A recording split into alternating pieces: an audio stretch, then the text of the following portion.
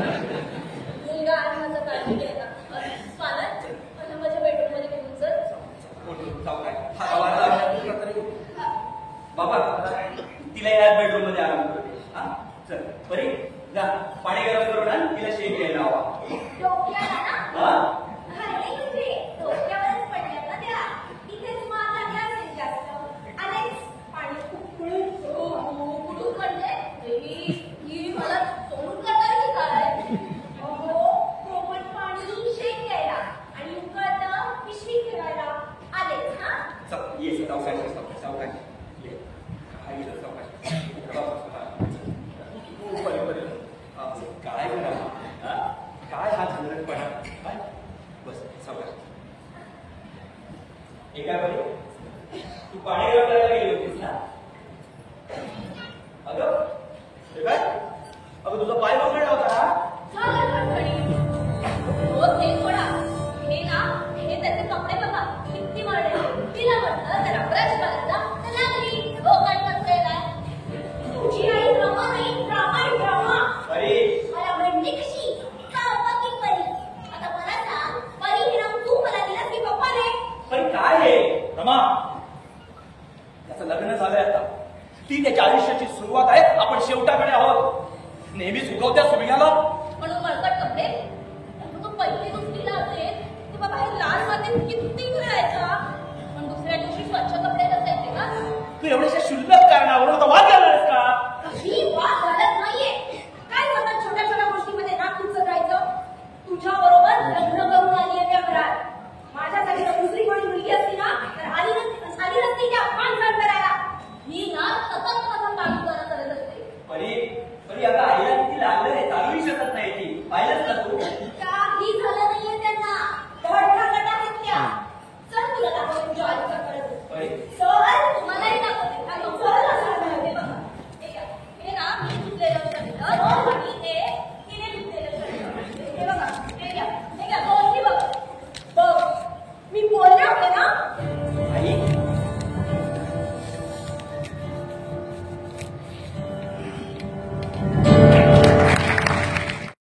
3 महिन्यात तू दुसरीकडे का शिफ्ट झालास. त्याचं खरं कारण हे आहे. हे तुझं वागणं. तू ना मला कधी मोठा होऊच दिला नाही. सतत सतत तुझ्या त्या साडीच्या पदरात. शाळेतही तेच कॉलेजमध्येही तेच सगळीकडे तेच तेच. चला मी मामा बॉय काय हे ऐकून तुला भूल आलाय मला. काय बोलतोस तू हे. अरे आई आहे किती ती. अरे एक वेळ अशी होती की हिच्या पदराशिवाय झोप लागत होती तुला. बस बाबा त्यावेळी करत असेल पण आता नाहीये. त्या क्षणापासून तुमचा स्वानंद तुमच्यासाठी गेला मेला समजा. मग तुमचा माझा यापुढे काही संबंध नाहीये. बरी चल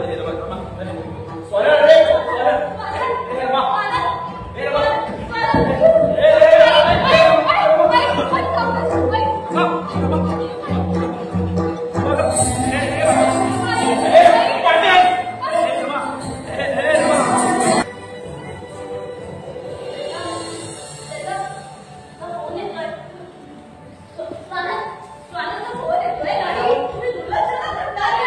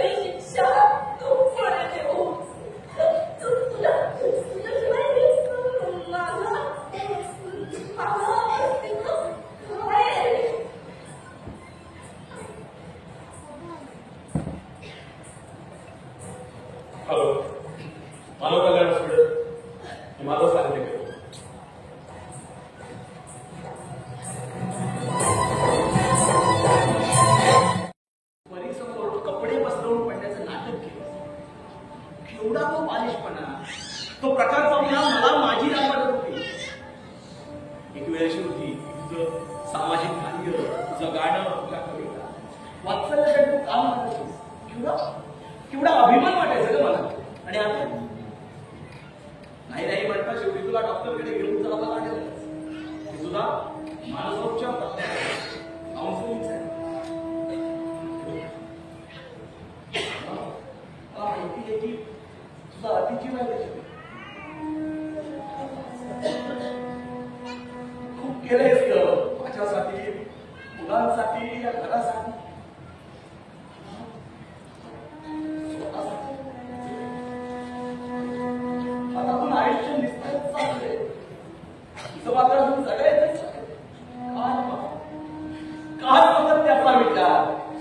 त्याला जेवण केलं असेल का, तो ऑफिसला पोचला असेल का, तिथे त्याला खाली काही बांधलं असेल का, हे अति काळजी करण्यात आलं.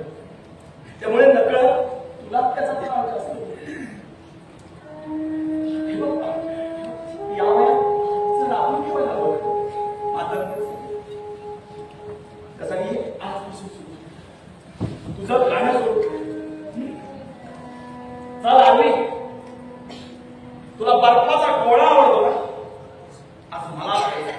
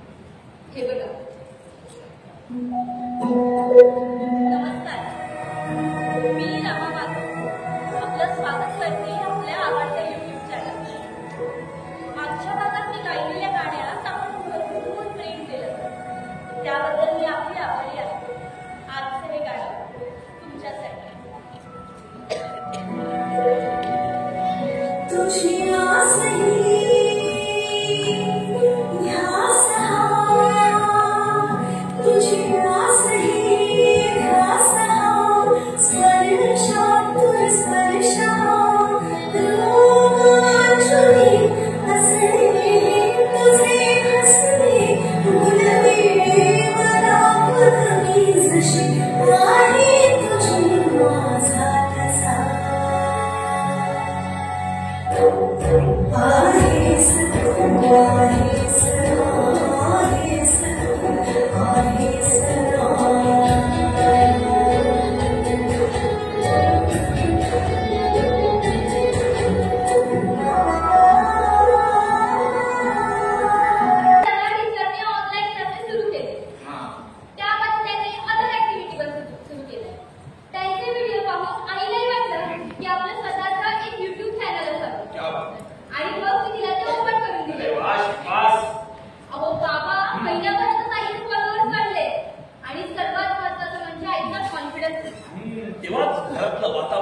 एकदम शांत आणि प्रसन्न आहे.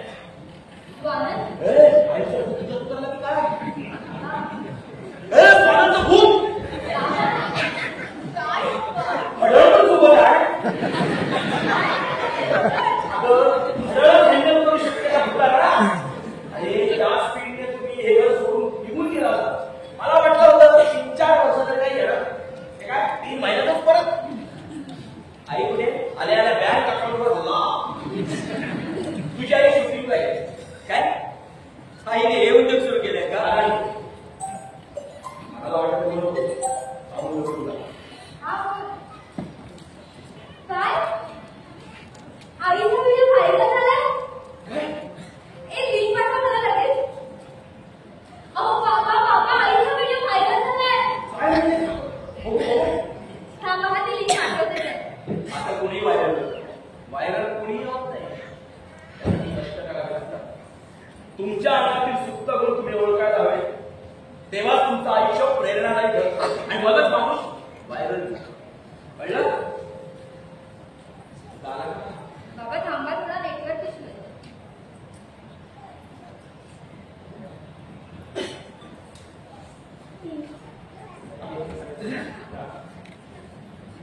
बाबा आईने चक्क गाणं म्हणलंय. हे बघा.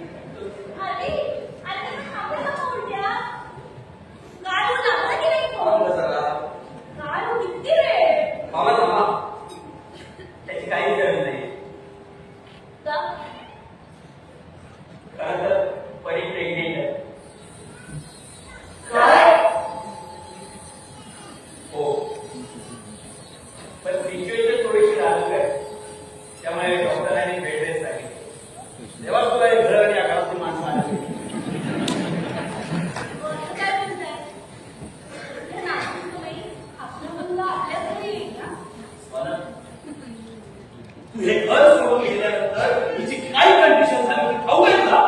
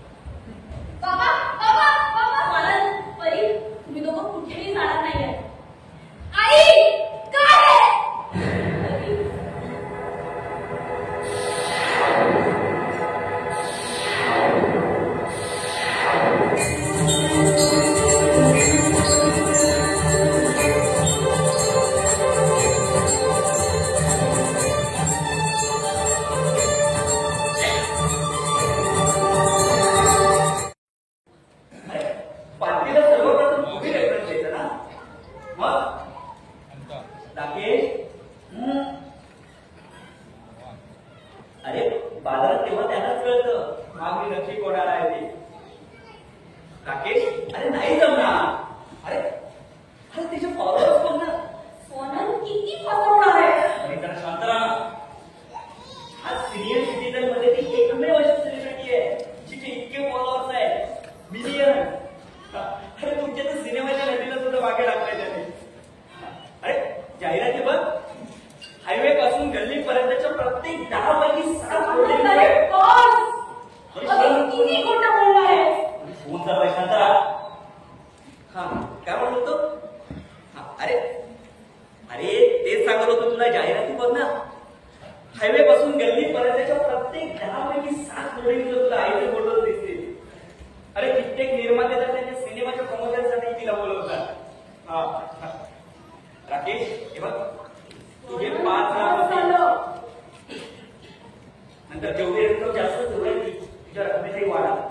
सोनल कोण घे. अरे तू तुझं कमिशन घे ना 2%. नाहीतर जेवढी रक्कम जास्त तेवढी तुझ्या कमिशन मध्ये वाढ. नाहीतर छापैया तयारच आहे ऑर्डिनेट साठी. आणि जॉबसाठी प्रयत्न करतोच आहे ना, तू बघते आहेस. आता एखाद्याच्या हाताला यश नाही लवकर मिळत म्हणून काय एका ठिकाणी हातपाय मारायचे सोडून देऊ का? आणि तुला काय वाटतं या सगळ्यात मला आनंद मिळतो? परी, मलाही माझा स्वतःचा बिझनेस मोठा उभा करायचा आहे. आणि तुला माझ्याबद्दल प्रश्न पडतो. प्रश्न पडतात सोनल, कारण तू मला कधीच विश्वासात घेतलं नाही. नेहमी माझ्याशी खोटा बोललास. मला कधीच सांगितलं नाही तू हे असं कर्ज काढून जीवाची मजा करतोस. मला मात्र सतत हेच सांगत आलास. आज काय अमुक प्रॉफिट झालं म्हणून पार्टी, तर आज काय नवीन शेअर्सने आसमान घडले म्हणून पार्टी. हे सगळं मला इम्प्रेस करण्यासाठी नव्हतं. खरं तर या सगळ्या जन्मगाठाचा तू एडिट झाला. हे घर सोडलं. इथे राहून तुला हे सगळं करता येणार नव्हतं म्हणून तू वेगळा राहण्याचा निर्णय घेतला. एकापट देखील माझ्यावरच टाकलंस. स्वानंदता बस. मी माझी एफडी बोलते. सतत मला छोट्या छोट्या गोष्टींसाठी आईवर डिपेंड राहावं लागतंय. ऐक ना. सोनल प्लीज. परी ऐक. परी मी काय म्हणतो? सोनल प्लीज. परी ऐक ना. परी ऐक ना, मी काय म्हणतो? सोनल प्लीज. परी ऐक ना, माझं ऐक ना. हे बघ, फक्त काही दिवस एक मस्त बिझनेसची लिंक सापडली. रोज एक अंड. अशीच जर मागणी होत राहिली ना तर काही महिन्यातच आपल्या घराचे चावे आपल्या हाती असतील. तुझे खर्च आईने सगळे खर्च देईल मी. म्हणजे पुन्हा तू काहीतरी नवीन जुगाड करणार. सोनल थांबव हे सगळं. हे बघ आई पप्पांना खरं सांग. त्यांची माफी माग आणि सरळ आयुष्य जगण्यासाठी प्रयत्न कर. हे बघ मी तुला माफ करेन.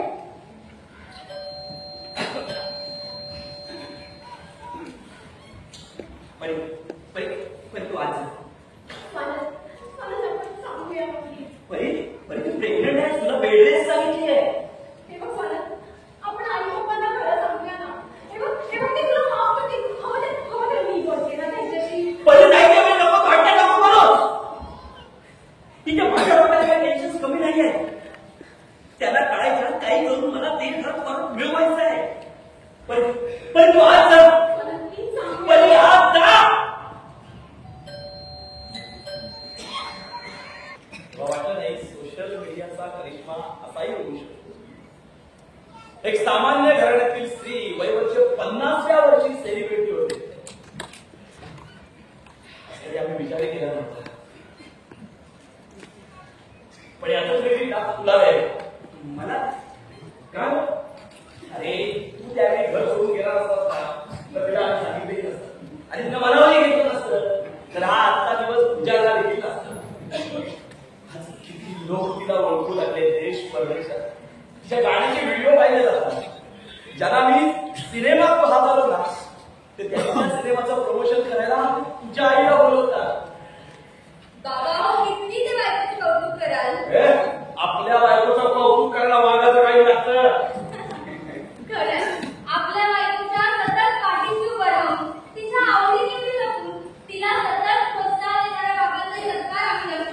तुला काही हवंय का? नाही. अगं मग तू अशी का रडतेस? काय झालंय मला सांग आधी. आई, आई तुम्ही किती भोळ्या आहात. आणि मला परी, अगं या अशा वेळेस रडायचं नाही. गर्भसंस्कार हा व्हिडिओ बघतो किंवा त्यावर ही पुस्तकं आहेत ना ती वाच.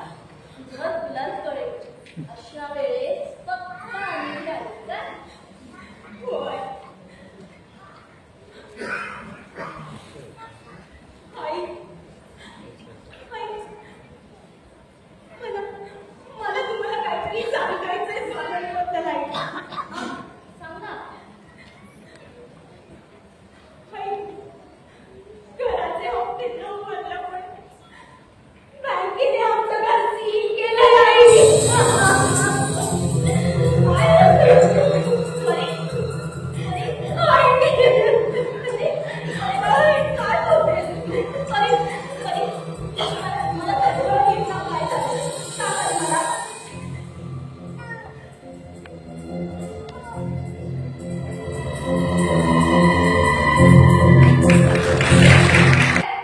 आई येईपर्यंत मी एडिटिंग करत बसते, पण आज आई घरी आल्यावर मी याबद्दल बोलणार आहे.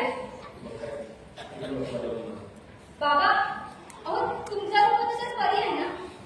सर तुझ्या समोर बसते मला पण शिकवतो इकडे. हो चला.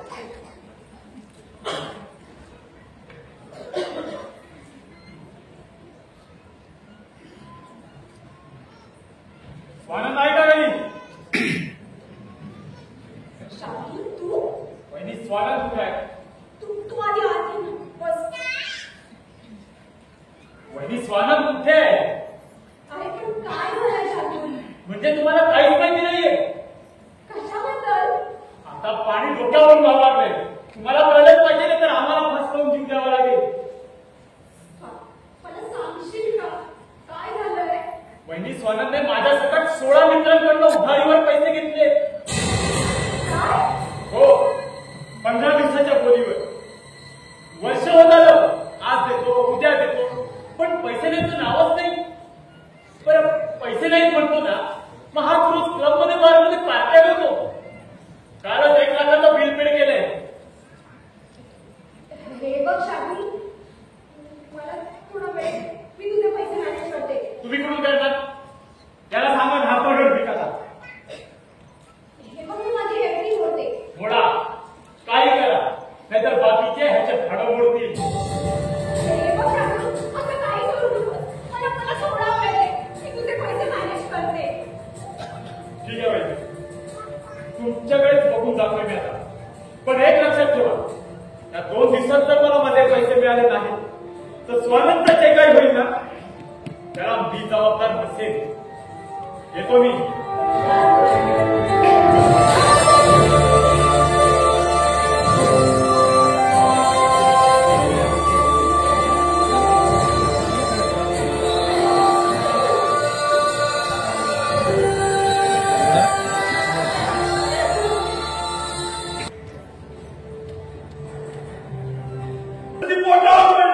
हो नाही येणार हॉस्पिटलमध्ये. का?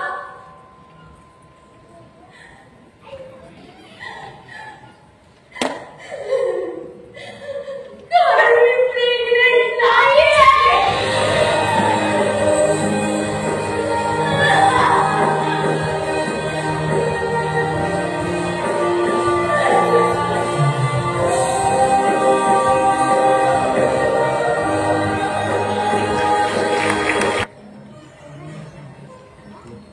तुला काल घरी परत सांगितलं होतं ना की या केस होऊन एका कार्निवलला जायचंय. अरे डोक्यातूनच गेलं बघ. काल ना 4 छान नवीन बोलून गेलं. सर्वांशी सतत बोलायचं कसरत होते रे माझी. याच कसरतीचे पैसे घेतो ना आपण. आता त्याला काय उत्तर देणार मी? तोंड कशी पाडलंस तुम्हाला? 1 मिनिटच आला.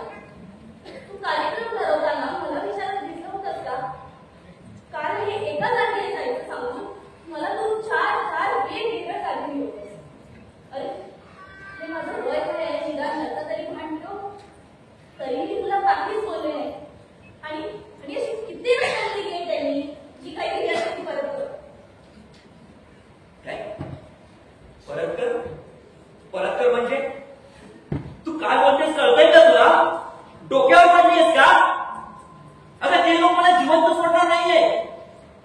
मोठी असामी आहे, शिवाय आमदार. काय म्हणाला ते लोक मला जिवंत सोडणार नाही. डोक्यावर पडले ते डोक्यावर ती नाही, डोक्यावर तू पडलाय. तुझं डोकं शाबू आहे, तुझं डोकं फिरलंय रोज नव्या लोकांचं पंचायत म्हणून. तो तू स्वतः रे. स्वतःच्या घराच्या गृहपूजेला तुला तुझी आई आठवली नाही. आणि आता लोकांचे शोरूम स्टॉल त्यांच्या घराच्या गृहपूजेला तिला बनवून ठेवतोस. असं नाही वाटत तुला? बाबा काही ऐकून येणार नाही यावी. तुम्हाला काही माहित नाही आहे बाबा. काय माहिती हवंय मला? अरे, तुम्हाला काय माहिती आहे सगळं? इव्हेंट मॅनेजमेंट करताना माझं काय होतं ते मला माहिती आहे. म्हणतात नाही आहेस तू. बाबा तुम्हाला सांगून कळत कसं नाही आहे. मी ऍडव्हान्स रक्कम घेतली, हिला कळत नाही का? अक्कल नाही का हिला?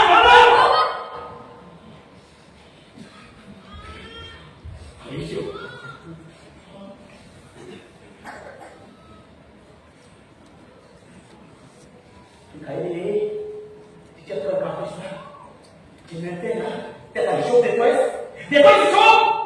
बाबा सगळा हिशोब आधीला दिलाय, विचारा तिला. समोरच्या चारही पाट्यांकडून तू 4 लाख घेतलेस आणि आईला 40,000 सांगितलेस. ते आहे माझ्याकडे.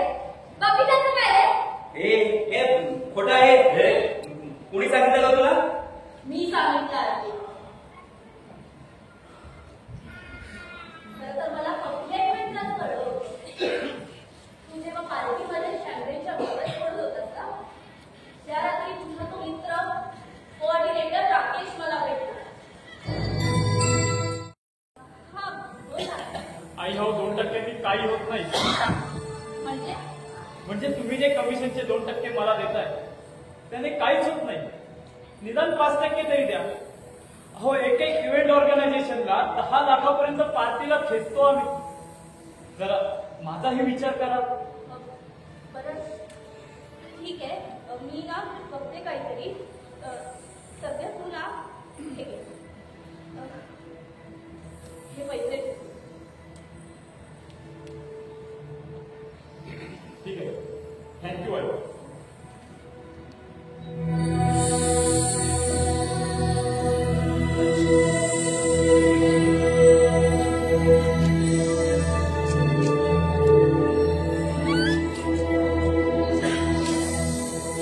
तेव्हा मला धक्काच बसला. आपलं पोरं आपल्याशीच खोटं बोलू लागलंय. जेव्हा घरी बोलून कळलं तुझी नोकरी गेली आहे, तुझं राहतं घर गेलंय, तुझी चिडचिड सुरू झाली म्हणून तुला मदत करण्यासाठी तुझे गप्प होते ते. तुझा मुद्दा असेल पण तू तो मुद्दा अजून वाढवून ठेवला.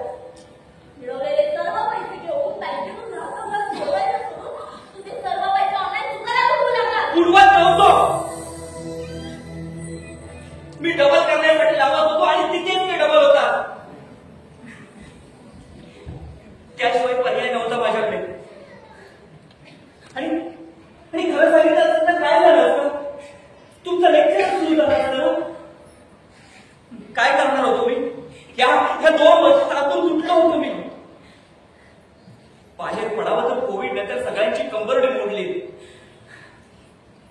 आणि काय हो, आई बाप म्हणून जन्म दिला, पुढे काय केलं सांगा ना? काय केलं? ते फक्त राहतं घर घेतलं तर केवढं सुनावलं. मलाही मोठं व्हायचं आहे आणि त्यासाठी पैसा लागतो. हे साधं गणित आहे जे कधी तुम्हाला कळालंच नाही. पैसाच पैशाला खेचतो. खरंच त्यांना तुझ्यासारखा नाही विचार करताय. त्यांनी कधीच नाही पाहिला तू अनुभवलेला संकट. त्यांनी कधीच कोणाला तुझ्यासाठी आश्वासने दिली नाही ना कधी त्यांनी कोणाकडे पैशासाठी हात पसरले. हे साधं गणित तुला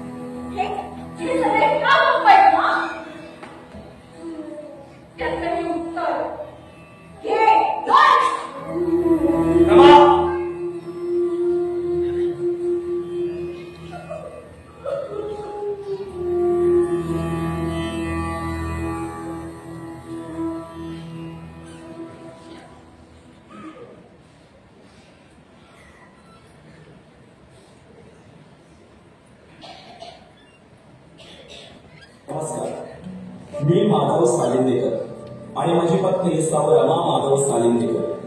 सर्वप्रथम मी वात्सल्य अनाथाश्रम याच या पत्राद्वारे विनंती करू इच्छितो की आम्हाला एक मूल आपल्या वात्सल्य संस्थेकडून मिळाले.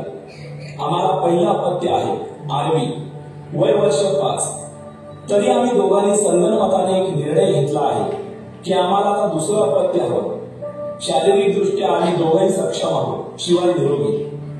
तरीही आम्ही आमचे दुसरे अपत्य जन्मास आणण्याचा विचार न करता आपल्या वात्सल्य आश्रमातून संस्थेतून एक मूल दत्तक घेऊ इच्छितो, जेणेकरून त्याला कुटुंब आणि आमच्या आरवीला भाऊ किंवा बहीण मिळेल. आपल्या संस्थेतील ज्या बाळाला माझी मुलगी आरवी निवडेल ते मूल आम्ही दत्तक घेऊ इच्छितो.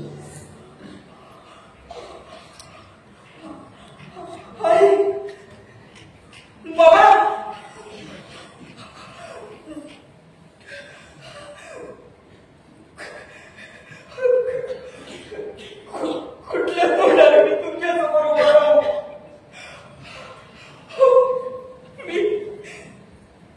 मी या घरात राहण्यास लायकच नाही आहे.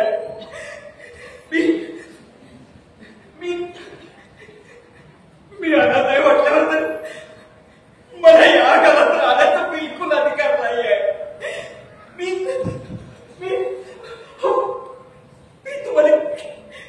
तुम्हाला किती छळलं, किती त्रास दिला, पण तुम्ही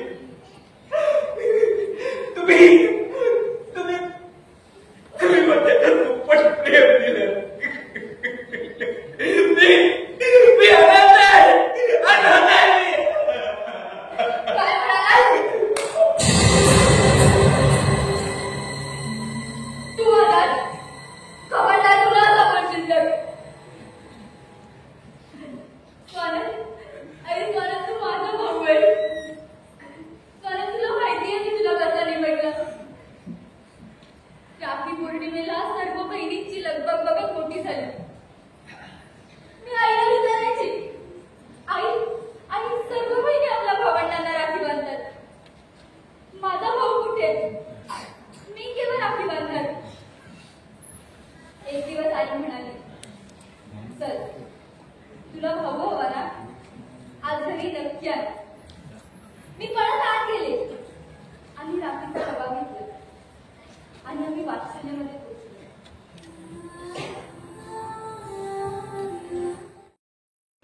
या वेळात आम्हाला 2 प्रश्न विचारले जातात. पहिला, तुम्ही कसे आहात? आणि दुसरा, तुमचा मुलगा काय करतो? काय करतो ते मला?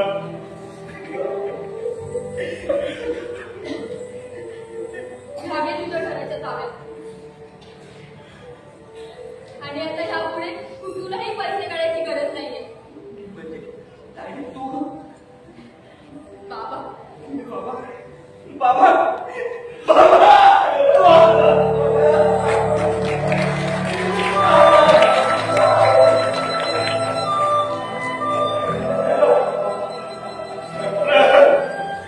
बाप जिवंत आहे अजून. पण हे सगळं फुकट मिळालं असं समजू नको. माझ्या आयुष्यभराची पुंजी होती रे बँकेत ठेवली. काढून तुला तुझं घर सोडून दिलं. तुझा जम बसला ना परत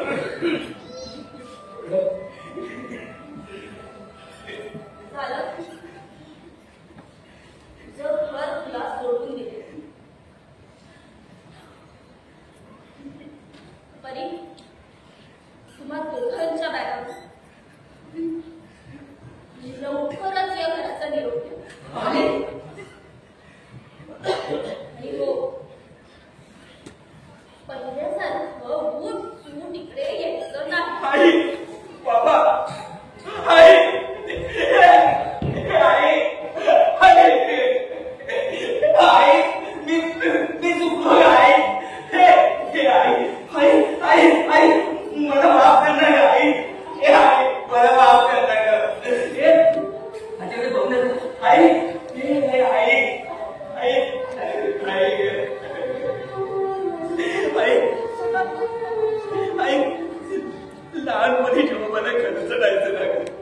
तेव्हा माझ्यापेक्षा तुझ्या डोळ्यात जास्त अश्रू असायचे का?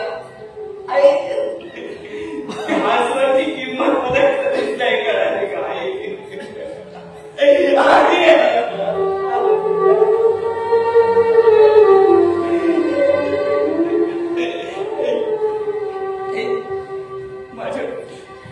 माझ्या देवकीला मी कधीच नाही पाहिलं ग.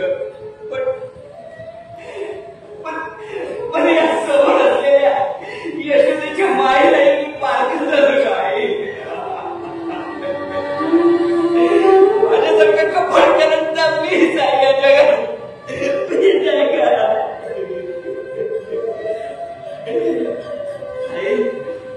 आई, तू मला सिंधू माईप्रमाणे पदरात घेतलंस का? आई, तुझ्या पदराची छायाग्रह मला वाढवलंस. तुझी छातीची धरून मला जगवलंस, मला मोठं केलंस का? आणि